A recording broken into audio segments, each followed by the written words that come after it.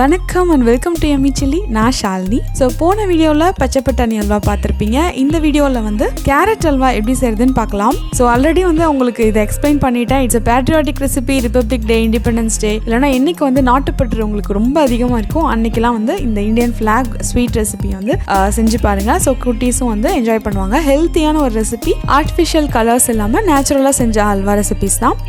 So with no delay வீடியோக்குள்ளே போயிடலாம். Carrot halwa செய்கிறதுக்கு தேவையான இன்க்ரீடியன்ஸ் எல்லாம் என்னென்னு பார்த்துருங்க.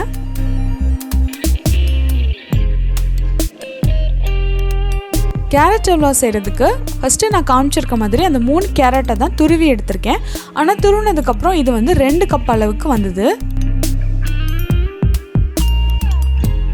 ஸோ இந்த கேரட்டை வந்து துருவி எடுத்து ரெடியாக வச்சுக்கோங்க. அதுக்கப்புறம் ஒரு நான்ஸ்டிக் பேனில் 1 டேபிள் ஸ்பூன் அளவுக்கு நெய் ஆட் பண்ணியிருக்கேன். நெய் சூடானதுக்கப்புறம் அதில் நான் வந்து கேஷ்யூஸ் ஆட் பண்ணிக்கிறேன். நான் வந்து 11 முந்திரி எடுத்திருக்கேன். நீங்கள் வந்து கம்மியோ இல்லை கூடையோ எவ்வளோ வேணாலும் எடுத்துக்கோங்க. இதை உடச்சி வேணும்னாலும் ஆட் பண்ணிக்கோங்க. ஆனால் இந்த கேரட் அல்வாக்கு நான் முழுசாக தான் எடுத்திருக்கேன். ஸோ அதில் கொஞ்சமாக திராட்சை அதையும் போட்டு இந்த மாதிரி நல்லா பொரிஞ்சு வந்ததுக்கப்புறம் அதை தனியாக இன்னொரு பவுலில் நான் ட்ரான்ஸ்ஃபர் பண்ணி எடுத்து வச்சுக்கிறேன். இப்போ அதே நெய்யில் நான் கேரட் ஆட் பண்ணியிருக்கேன். அந்த துருவி வச்ச கேரட் ஆட் பண்ணி ஒரு 2 நிமிஷத்துக்கு நல்லா ஃப்ரை பண்ணலாம்.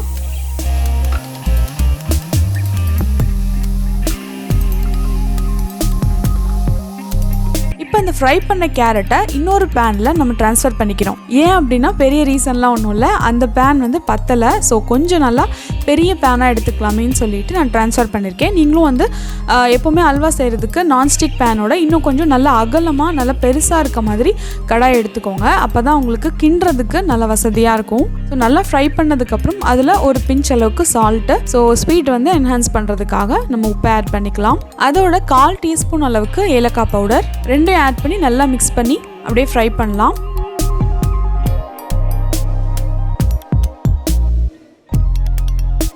ரெண்டு நிமிஷம் ஃப்ரை பண்ணதுக்கப்புறம் 1 கப் அளவுக்கு பால் ஆட் பண்ணிக்கிறேன். 2 கப் கிரேட்டட் கேரட்டுக்கு 1 கப் அளவுக்கு பால் ஆட் பண்ணியிருக்கேன். நீங்கள் 2 கப் வரைக்கும் ஆட் பண்ணிக்கலாம், நல்லா ரிச்சாக இருக்கும். அப்போ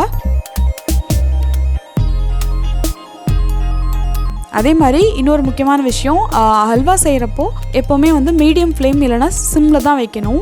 ஹை ஃப்ளேமில் வச்சிடாதீங்க, பர்ன் ஆயிரும். ஸோ இந்த மாதிரி ஒரு லிட்டு போட்டு ஒரு 5 மினிட்ஸ்க்கு மட்டும் லோ ஃப்ளேமில் வச்சு மூடி வைக்க போகிறேன். அதுக்கு மேலே வைக்காதீங்க, ஏன்னா அந்த நம்ம பால் ஆட் பண்ணியிருக்கனால அது வந்து ஓவர்ஃப்ளோ ஆகும். அதனால ஒரு 5 மினிட்ஸ்க்கு அப்புறம் இந்த லிட்டை எடுத்துருங்க. எடுத்துட்டு ஓப்பன் பேன்லேயே நீங்கள் குக் பண்ணுங்கள்.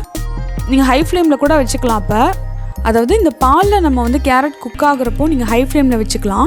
ஆனால் ஒன்ஸ் இந்த பால் வந்து நல்லா ட்ரை அவுட் ஆனதுக்கப்புறம் நீங்கள் லோ ஃப்ளேமில் வச்சுருங்க. ஒரு 10 நிமிஷத்துக்கு அப்புறம் பார்த்தீங்கன்னா இந்த பால் வந்து நல்லா ட்ரை ஆகிட்டு இந்த கேரட் அல்வாவில் நீங்கள் பால்கோவா, அதாவது லாஸ்ட்டாக வந்து இந்த கேரட்லாம் வந்து நல்லா குக் ஆனதுக்கப்புறம் அன்ஸ்வீட்டன்ட் கோவா இல்லைனா வந்து பால்கோவா கூட ஆட் பண்ணி நல்லா நீங்கள் வந்து மிக்ஸ் பண்ணலாம். ஸோ இந்த அளவுக்கு பால் கம்ப்ளீட்டாக ட்ரை ஆனதுக்கப்புறம் அதில் 1/2 கப் அளவுக்கு சுகர் ஆட் பண்ணுறேன். ஸோ 2 கப் துருவின கேரட்டுக்கு நான் 1/2 கப் சுகர் தான் ஆட் பண்ணியிருக்கேன். இதுவே வந்து ரொம்ப ஸ்வீட்டாக இருந்தது. ஸோ இதுக்கு மேலே நீங்கள் ஆட் பண்ணிடாதீங்க. அண்ட் அதே மாதிரி தான் அந்த சுகர் வந்து நல்லா மெல்ட் ஆகிட்டு திருப்பி வந்து அது ட்ரை ஆகுற வரைக்கும் நல்லா கிண்டிகிட்டே இருங்க. அல்வாக்கு வந்து எப்போவுமே இப்படி தான், நீங்கள் கொஞ்சம் கிண்டிகிட்டே தான் இருக்கணும். ஆனால் இது வந்து நம்ம கொஞ்சம் குவான்டிட்டி தான் பண்ணுறோன்றனால ஒரு 10 மினிட்ஸ்லேயே வந்து ரெடி ஆயிரும். ரொம்ப நேரம் வந்து ஸ்டிர் பண்ணணுமோ அப்படின்னு பயப்படாதீங்க. ஸோ நல்லா இந்த மாதிரி சுகர் ட்ரை ஆனதுக்கப்புறம் உங்களுக்கு அந்த கலர் ட்ரான்ஸ்ஃபர்மேஷன் நல்லாவே தெரியும். ஒரு மாதிரி டிரான்ஸ்பரண்ட்டான ஒரு கலரில் உங்களுக்கு அந்த தெரியும். நல்லா ட்ரை ஆயிடுச்சு அப்படின்னாவே அல்வா ரெடி ஆயிடுச்சுன்னு அர்த்தம். இப்போ நம்ம ஆல்ரெடி ஃப்ரை பண்ணி வச்சுருந்து இந்த cashews and dry grapes add பண்ணிக்கலாம்.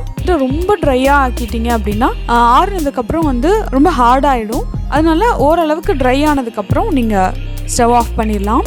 போட்டு நல்லா மிக்ஸ் பண்ணிக்கலாம். ஸோ தட்ஸ் ஆல், நம்மளோட கேரட் அல்வா கலர்ஃபுல்லாக சூப்பராக ரெடி ஆகிடுச்சு. பார்க்குறதுக்கு உங்களுக்கே தெரியும், செம்ம எம்மியாக இருக்கும். நல்லா பால்லையே வெந்திருக்குன்றனால இந்த கேரட் அல்வா வந்து சூப்பராக இருக்கும். இந்த கேரட்டை வந்து நீங்கள் அரைச்சி அந்த நம்ம பச்சை பட்டாணி அல்வா செஞ்சோம் இல்லையா, அதே மாதிரி கூட செய்யலாம். பட் எப்போவுமே வந்து கேரட் அல்வா இந்த மாதிரி கேரட்டும் சரி பீட்ரூட்டும் சரி இந்த மாதிரி துருவிட்டு அதில் செஞ்சீங்க அப்படின்னா சூப்பராக இருக்கும். ப்ராப்பரான ஒரு கலர், இந்த ஆரஞ்ச் கலரில் சூப்பராக வந்து நம்ம கேரட் அல்வா வந்து ரெடி ஆகிருக்கு.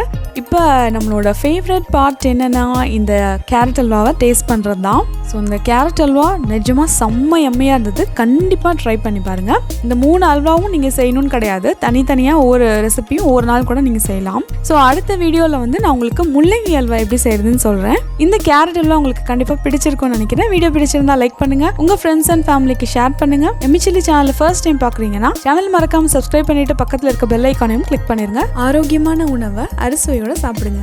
தேங்க்யூ.